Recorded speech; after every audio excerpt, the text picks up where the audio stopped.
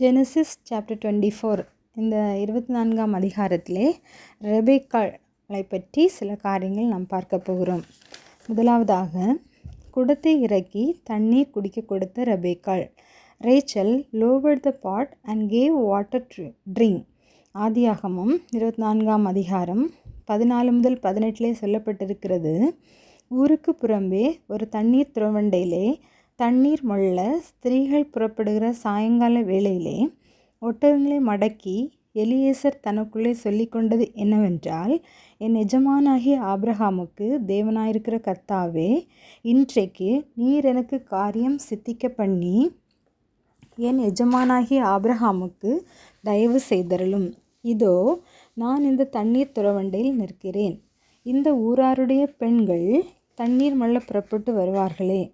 நான் குடிக்க உன் குடத்தை சாய்க்க வேண்டும் என்று நான் சொல்லும்போது குடி என்றும் உன் ஒட்டகங்களும் குடிக்கும்படி வார்ப்பேன் என்றும் சொல்லும் பெண் எவளோ அவளே நீர் உம்முடைய ஊழியக்காரனாகிய ஈசாக்குக்கு நியமித்தவளாயிருக்கவும் என் எஜமானுக்கு அனுக்கிரகம் செய்தீர் என்று நான் அதனாலே அறியும்படி செய்தருளும் என்றான். இப்படி சொல்லி முடிக்கும் முன்னே, இதோ ஆபிரகாமுடைய சகோதரனாகிய நாகோரின் மனைவி மில்காளுடைய குமாரனாயிருக்கிற பெத்துவேலுக்கு பிறந்த ரெபேக்காள் குடத்தை தோள்மேல் வைத்து கொண்டு புறப்பட்டு வந்தாள். அந்த பெண் மகா ரூபவதியும் புருஷனை அறியாத கன்னிகையுமாயிருந்தாள். அவள் துறவில் இறங்கி தன் குடத்தை நிரப்பி கொண்டு ஏறி வந்தாள்.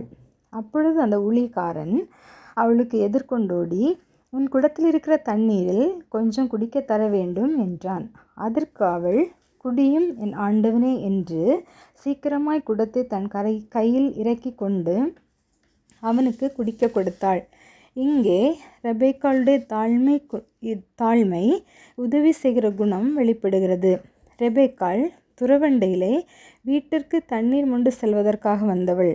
அங்கே தனக்கு எதிர்ப்பட்ட மனிதன் குடிப்பதற்காக தண்ணீர் கேட்டவுடன் குடத்தை தன் கையிலே இறக்கி அவனுக்கு குடிக்க கொடுத்ததை நாம் இங்கே பார்க்க முடிகிறது. இதிலிருந்து ரெபேக்காளிடம் தாழ்மை, உதவி செய்கிற குணம் இருந்தது என்பதை அறிந்து கொள்ள முடிகிறது. அது மட்டுமல்ல, தாழ்மை உள்ளவர்களுக்கு தேவன் கிருபை அளிக்கிறார். அந்த கர்த்தருடைய கிருபை ரெபேக்காளிடம் அதிகமாக இருந்தது. இன்று பெண்களாகிய நமக்கும் கூட தாழ்மை குணம் மிகவும் அவசியமாக இருக்கிறது. மட்டுமல்லாது வீட்டு வேலைகளை செய்வதிலே மிகுந்த கவனம் செலுத்த வேண்டும். பிறருக்கு இறங்குவதிலும் உதவி செய்வதையும் நமது அன்றாட பழக்கமாக்கி கொள்ள வேண்டும். இரண்டாவதாக, துறவண்டையில் ஓடி ஒட்டகங்களுக்கும் தண்ணீர் மொண்டு வார்த்த ரெபேக்காள். Rachel ran to the river bank and drew water for the camels. ஆதியாகமம் 24ஆம் அதிகாரம் 19-20 சொல்லப்பட்டிருக்கிறது. உம்முடைய ஒட்டகங்களும் குடித்து தீருமட்டும் அவைகளுக்கும் மொண்டு வார்ப்பேன் என்று சொல்லி சீக்கிரமாய் தன் குடத்து தண்ணீரை தொட்டியில் ஊற்றிவிட்டு இன்னும் மொண்டு துறவண்டையில் ஓடி அவனுடைய ஒட்டகங்களுக்கெல்லாம் மொண்டு வார்த்தாள். ஒட்டகங்களுக்கு தண்ணீர் வார்ப்பது மிகவும் எளிதான காரியம் அல்ல.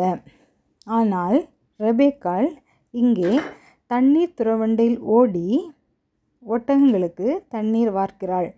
கடினமான வேலையாயிருந்தும் இதிலே ரெபேக்காள் உற்சாகத்தோடும் சுறுசுறுப்போடும் செயல்பட்டதை நாம் பார்க்க முடிகிறது. பெண்களாகிய நாமும் கூட எப்போதும் உற்சாகத்தோடும் மிகவும் சுறுசுறுப்போடும் செயல்பட வேண்டும்.